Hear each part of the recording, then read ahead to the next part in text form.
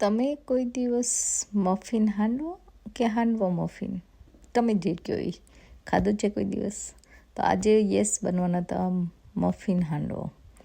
તો એના માટે મેં ગાજર, સ્પિનચ, થોડી સૂકી મેથી, સિંગદાણા બધું લઈ લીધું છે અને હું ગીટ્સનું જે રેડી પેક આવે ગીટ હાંડવાનું એ જ યુઝ કરું છું. અને એમાં થોડા આપણા મસાલા એડ કરીશું, હળદર, ધાણા જીરું, લાલ મરચું અને બીજા કોઈ એડ કરવાની જરૂર પણ નથી હોતી કારણ કે રેડી મિક્સ છે, પણ મને થોડો મારો ટેસ્ટ ગમે એટલા માટે હું એડ કરું છું. બધું સરસ રીતે પહેલાં મિક્સ કરીશું અને પાછી દહીં અથવા છાશ અથવા તો તમારી પાસે કાંઈ ન હોય તો પાણીથી તમે બેટર બનાવી શકો છો. જે ઇન્સ્ટ્રક્શનમાં નોર્મલી એવું જ હોય છે, પાણીથી બનાવવાનું. તમે દહીં એડ કરી શકો તમારે કરવું હોય તો, કારણ કે આ રેડી મિક્સ છે એટલે એને આપણે હાથો લાવવાની કંઈ જરૂર નથી. ઇન્સ્ટન્ટ તમે હાંડવો બનાવી શકો છો અને ખરેખર ટેસ્ટ સરસ એનો આવે છે. અને આપણો બધા મસાલાને બધું એડ કરીને વઘારને કરીએ એટલે આપણે જે ઘરે બનાવતા હોય ને એવો ટેસ્ટ આવે છે, એટલે મને ગમે છે. તો આવી રીતે બધું મિક્સ કરીને મેં આજે મફિન શેપના બનાવવાનું છે, એટલે મેં મફિનની ટ્રેમાં ઓઇલ ગ્રીસ કરી લીધું છે અને એમાં આપણે બેટર રાખી દઈશું અને આ રીતે બનાવવાનું વિચાર્યું, કારણ કે આ રીતે જલ્દીથી બને અને મજા પણ આવે છોકરાઓને, ખબર ને. અને તમારે લંચ બોક્સમાં કે એવી રીતે પેક કરવા હોય તો પણ સરસ રીતે ઇઝીલી થઈ જાય છે. તો એટલા માટે મેં આજે એમ થયું કે ચલો મફિન ટ્રેમાં આપણે ટ્રાય કરીએ અને કેવા બને છે. તો આ જલ્દીથી બની જાય છે. હવે બધી રીતે આપણે ભરીશું અને પછી એને ઓવનમાં બેક કરીશ. હું નોર્મલી ઓવનમાં બેક કરું છું. જો તમારી પાસે હાંડવાનું કુકર હોય તો આ એમાં પોસિબલ નથી, પણ તવી લાઈક કાઇન્ડ ઓફ તમારી પાસે મોલ્ડ હોય અલગ અલગ તો તમે કદાચ મૂકી શકો, અથવા તો કડાઈમાં પણ બેક કરી શકો છો.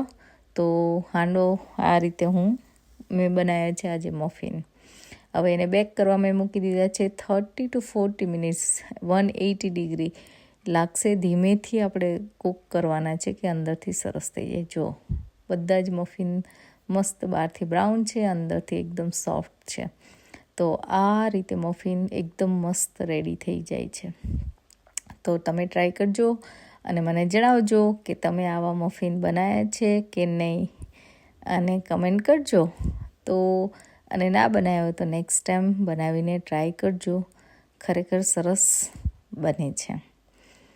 અને આ હાંડવા સાથે મેં આજે કઢીને પુલાવ, બીજું કંઈ બધું ખાવાની ઈચ્છા નથી એટલે કઢી પુલાવ બનવાનો હતો.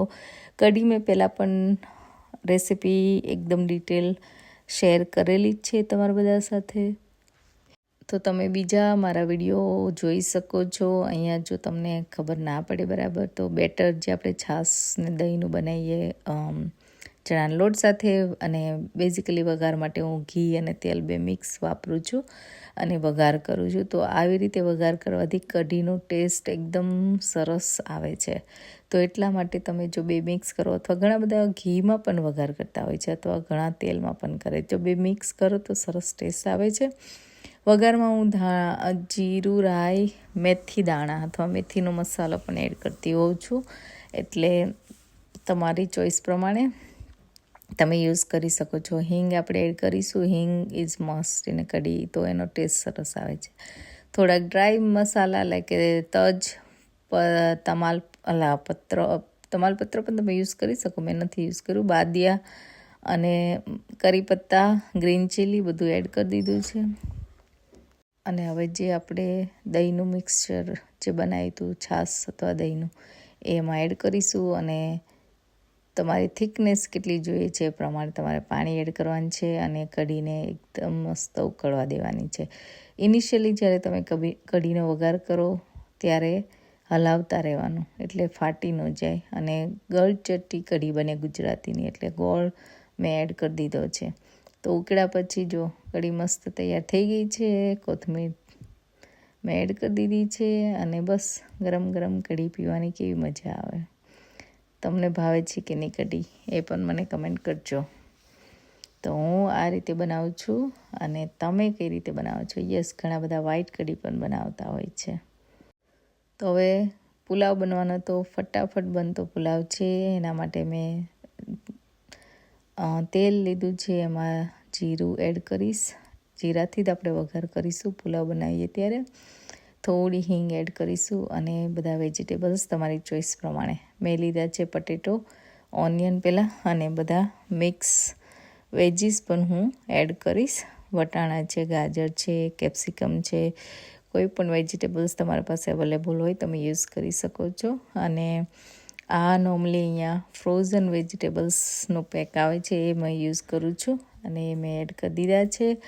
બધા સરસ રીતે સોતે કરીશું અને બસ એમાં મેં આ કોથમીરના જે ડાળખા હોય એડ કર્યા છે. એનાથી ટેસ્ટ સરસ આવે છે એટલા માટે. તો આ બધી વસ્તુ સરસ રીતે મિક્સ કરીશું, થોડી વાર ચડવા દઈશું અને પછી આપણે થોડા મસાલા કરીશું. તો મસાલામાં હું થોડી હળદર, ઘણીવાર હું વ્હાઈટ પુલાવ પણ બનાવતી હોઉં છું તો હળદર ને લાલ મરચું ને એવું એડ નહીં કરવાનું. પણ આજે હું હળદરવાળો બનાવવાની છું એટલે હળદર, લાલ મરચું, જીરા પાવડર, MDHનો જે પુલાવ મસાલા આવે એ મેં એડ કર્યો છે. એમાં છે ને કરકરો આમ ખડા મસાલા ખાંડેલા હોય ને એવું આવે છે એટલે એનાથી ટેસ્ટ અને ફ્લેવર સરસ આવે છે. થોડો પાવભાજીનો મસાલો એડ કરીશ, એનાથી તવા પુલાવ જેવો હોય ને એવો ફ્લેવર આવે છે. જો તમે કોઈ દિવસ ટ્રાય ન કરી હોય તો આ ટ્રાય કરજો. પાવભાજીનો થોડો મસાલો એડ કરીશું ને તો પુલાવનો ટેસ્ટ ખરેખર સરસ લાગે છે. તો આ રીતે બધું સરસ રીતે આપણે મિક્સ કરીશું અને એકદમ ડ્રાય રહેવું જોઈએ. બધા વેજીટેબલ્સ એકદમ પાણી ના હોવું જોઈએ બેઝિકલી, એટલે પુલાવ એકદમ છૂટો અને સરસ બને છે. તો હવે આપણે એડ કરીશું બોઇલ કરેલા રાઈસને 80 to 90% બોઇલ કરવાના કે જેથી તમે જ્યારે પુલાવ બનાવો ત્યારે સરસ અને ખુલ્લો ખુલ્લો બને. સોલ્ટ મેં લાસ્ટમાં એડ કર્યું છે. જો તમે બોઇલ કરવામાં એડ કરતા હોય તો એ રીતે માપનું એડ કરવાનું છે. અને પુલાવ થઈ ગયો છે મસ્ત રેડી. તો આ રીતે પુલાવ હું બનાવું છું. બધાએ મને કીધેલું કે તમે રેસીપી શેર કરજો. તો સિમ્પલ અને એકદમ ટેસ્ટી પુલાવ થઈ જાય છે તૈયાર. તો તમે કયા વેજીટેબલ વાપરો છો પુલાવમાં એ પણ મને કમેન્ટમાં જણાવજો. તો બસ ગાર્નિશ કરીશું આપણે કોથમીર સાથે અને બસ જમવાનું થઈ ગયું છે રેડી. તો ચલો બેસી ગયા જમવા? ન બેસી તો ઊભી થઈ જજો. શું જમેશ તું? પુલાવ ને કઢી, મેંગોસ, હાંડવો ને એવું ને ભાવે હાંડવો? કેમ ન ભાવે એટલો બધો? કઢીને પુલાવ તમારે? કઢી પુલાવ, હાંડવા મફિન. હાંડવા મફિન મફિન હાંડવો. આ જે તમારે કેવું હોય ફટાફટ બની જાય અને મજા આવે એવું. એ મને નથી ખબર.